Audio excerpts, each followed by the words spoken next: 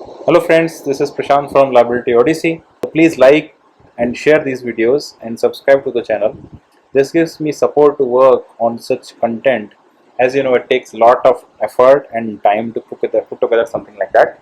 And I hope that you will like these videos and you will learn from these videos. And if you have any questions or you need my help, then obviously you can comment that below the video, and then I will try my best to help you out with that particular concern. So today we are going to talk about object structures. So object structures are the most important component that you will ever use with Maximo Integration Framework. Object structures are, you can say, is a basic building block which provides you the ability to define what is the payload that you want to send it to any external system, or what is the payload that any external system has to send to Maximo. So it is basically a collection of objects. It can be a single object as well as it can have multiple objects, and then within each object you can define what are the attributes that you want to include or exclude. So as we know, there are two kind of attributes which are possible. The first one is persistent and the second one is non-persistent. So if you are having some persistent object, then you will be able to also select what are the attributes you want to give as part of the message, or as part of the database table, or as part of the flat file that you are going to keep in the payload, which will go to external system or which you will receive from external system. You can also include the non-persistent attributes which are available into any object structures, again depending upon what are the different fields that you want to include in the payload. When I'm using the word payload, I am referring to what are the columns that you are going to have, or what are the attributes you are going to have into your interface table if you are going to use interface table based integration, or you are going to have different columns into any flat file, or you are going to have the different attributes in form of JSON message that you are going to exchange with external system. So as I said, the basic building block object structure contains multiple different objects, and then you will be having different attributes that you can choose. The different objects are related with relationships. You will create the relationship into database configuration. You have the option to use any out of the box relationship, as well as you have the option to define your own relationship and use that custom relationship, and this will basically create a parent child hierarchy. Now let's see this particular thing into Maximo. So you log in into the Maximo, and then you go to a module which is known as integration. In the integration you will have one application which is known as object structures. This is the place where you will be defining all the object structures. If you hit enter on the list tab, you will see that there are multiple different kind of object structures which are available. So Maximo gives you a lot of object structures which comes predefined, and then you have the ability to create your own object structures. One thing to notice here is this column consumed by. So if you access any object structure, you will be able to see that this consumed by is also available.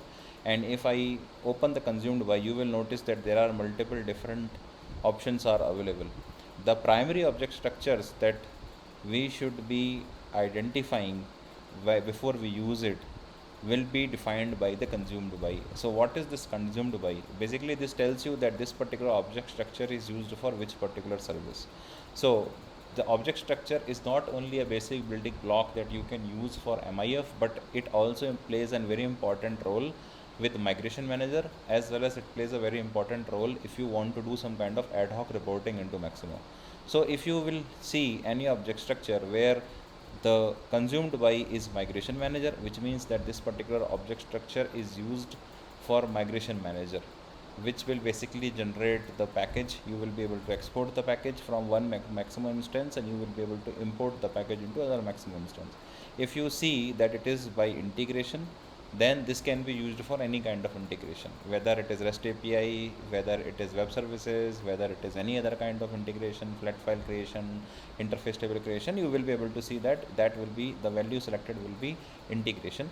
And then if you see OSLC, then this is specific for OSLC API. And if you notice the reporting, which means that this is used for ad hoc reporting purposes. So if you see here, if I search integration you will find all these object structures I can use in any kind of integration. And then you will notice that there are some object structures which are already available. So for example, if I take Amex asset, then this particular object structure, if I click on it, you will be able to see that this particular object structure is for sharing the asset definition or asset detail. It has certain outbound and inbound processing classes, and you can see the first thing here is that it has objects. So you have multiple different objects. So if you notice here, you have asset, then you have asset meter, you have asset user, cust to share the custodian detail, user and custodian detail of a particular asset, you have a specification, and then you have all other different objects which are also there. So as I was mentioning, that you need to find out what data you have to share with any external system, and then accordingly you will decide that what is the object structure, what are the different source objects which I have to include into this particular object structures. So we'll do one thing, let us try to create one demo object structure. So I will just give a name as demo ps object structure. Then I want this particular object to be used for integration, so I will use integration. Then you will notice that there are certain other check boxes which are also there. So I will talk about this a little later. I will come below, and then first thing what I have to do is that I need to add an object, at least one object should be there. So say I want to share the information of work order and the work order actuals that I have done on some work order, and I want to share this particular information to some other external system. So how I can do that? So in that particular case, as I said, that I need to first find out the work order. So work order detail will come from the work order table. So I choose the work order object. Then after that, I want to share the actual detail related to it, right? So maybe I want to also share the task associated to it. So I can use work order activity. This will give me the task detail. And then you can see here that once I am putting the work order activity, I have to choose a parent object. So if I click on it, it will show me the parent object field, which is work order, and then I can choose any relationship. So you can notice that these are the relationship which is out of the box available. And as I explained earlier, that if I want to use a custom relationship, then I can always create the relationship in the database configuration, and which will be available here. So say I want to use this out of the box object structures, you will notice that there is one more checkbox which is available here, that is exclude attribute mode. So let's check it. What basically this exclude attribute mode does is that by default it will exclude all the attributes, and then you can go ahead and then you can add what are the attributes you want to share. So this basically help us to cut down the payload size, and which is more important when you are dealing with REST APIs specifically, because you do not want to share unnecessary information.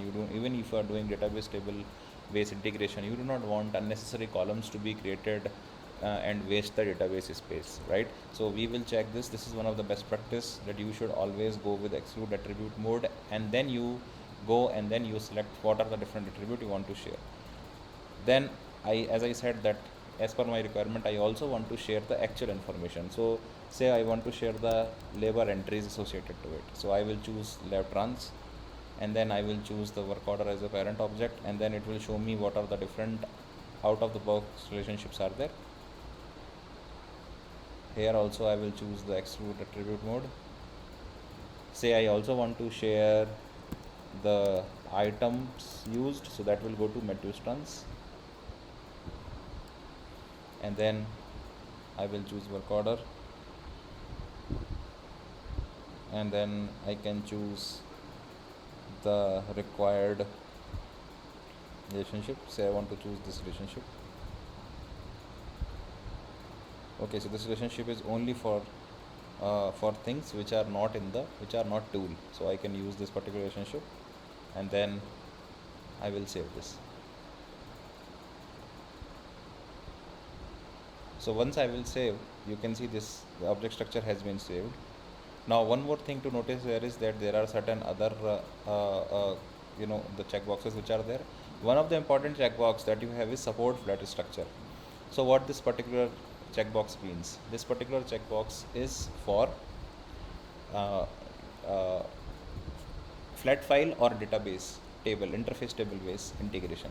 So if you will check this, if you want to create an object structure for sharing data in form of flat file or sharing data using interface table, you should be checking this particular checkbox. Then you can save it, and once you save, you will be notice that you will not be able to change it back. So this field will become read only, and then now you cannot make any kind of changes here. One more checkbox to notice here is alias conflict, and this particular checkbox, what if this particular system by default check this particular checkbox alias conflict, and what happens that if you are using some combination of object where a particular attribute is repeated, for example you have work order number, which is, or any other attribute, say you have attribute x, that particular attribute is repeated into all these objects, and you are going to use the flat structure. So in that case, if it find that it is going to it is have more than one x, then in that particular case it will basically check this particular checkbox of alias conflict, right? And this is very much important, specifically when you are dealing with the IFS tables, because if you are dealing with IFS table, in that particular case you cannot have the same particular column. So in my example, let's say I said the x, I cannot have the x column coming multiple times from different objects which are available, right? So in that, this particular case is something which will show me that that I have an alias conflict and I have to remove that particular alias conflict. So we will see now. So if you notice how you will be adding the different fields that you want, so you will be able to notice that, as I explained, that because I have checked the checkbox exclude attribute mode, you have noticed that none of the attributes are included by default. So now I can go back and check what are the different attributes that I want, right? So say for example I want work order number, this is included. Some of the objects will be included, right? For example, because some of the objects are restricted, so those objects will those attributes will be there, but apart from it you will notice that there are many attributes which are not included. So say I want to share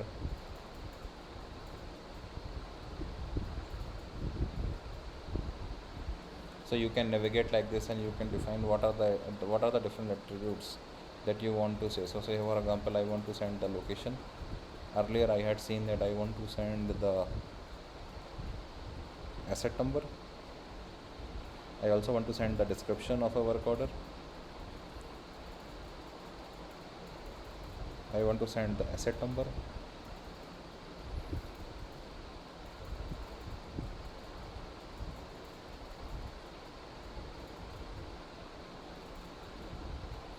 Then you will notice site ID is also included by default, because again it is also a restricted field, so it is included. And then I also saw that I had work order number. So say from work order object I want all these fields. From the work order activity, let me choose some. So say I want to go for asset number, then I go on to go for description.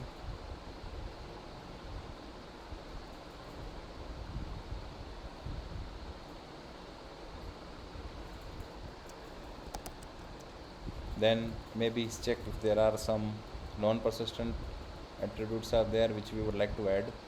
So you can come to non-persistent or non-persistent tab, and then you can search here if there is something which you want to add. So you can always go and you can navigate and you can include that particular thing. Then I go to lab trans, and from the lab trans I want to add something. So say for example I want to add the labor name, I want to send the work order number, I want to send the task ID, for example. These are the non-persistent one, and from the persistent, say I want to send some information, then I can also add that.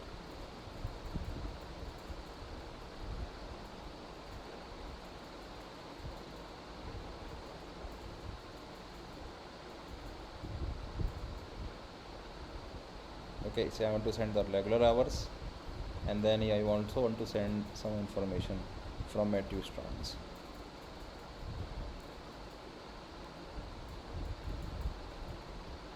Say I want to send the iota member, and I also want to send if there is an MR used. I want to send reference work order. I want to also send the story. So I have randomly chosen some of the attributes to show you that how this will be done. And if you notice now that once I have selected these attributes, you will be able to see that my alias conflict checkbox has been checked. So as I have explained earlier, that there might be some attributes which are available in repetitive time. So for example, that attribute is there in work order, maybe it is there in one more object which I have here. So in that particular case, I have to remove this alias conflict so that I can generate the flat file, or I can generate the interface table. If you don't choose support flat structure, then in that particular case this alias conflict validation is not going to happen. So I will select the select action here, and you will notice something as add modify alias. So if I click on add modify alias, it will actually show a dialog box, and you will be able to see that what are the attributes which are duplicate. So it is complaining that asset number is duplicate and description is duplicate. If you notice that here in the work order activity we also have these two, right? So that's the reason why it has given me this error. If I go for left runs, in the left runs I don't have anything which is duplicate, and also if you notice that in the Matthews trans also it is not anything which is duplicate. So here you will notice that I have the duplicacy between asset number and description, between work order and work order activity. So I need to remove this particular duplicate. So what I can do, I just rename the alias name. So I can say WO act, or I will say WA work order activity, and I will also say WA, and I will do OK. So once I do OK, then in that particular thing you will notice that now alias conflict is removed and this particular checkbox has been removed. So now I can go back and I can associate this particular object structure with any external system via a publish channel or enterprise service, and I can actually create an interface table, and there will be no error in creation of interface table. I will be getting two description column. One will be description, the other will be description underscore WA. Similarly, I have column one is asset number and another is asset num underscore WA. So this is how the functionality of alias conflict work, as I have shown you.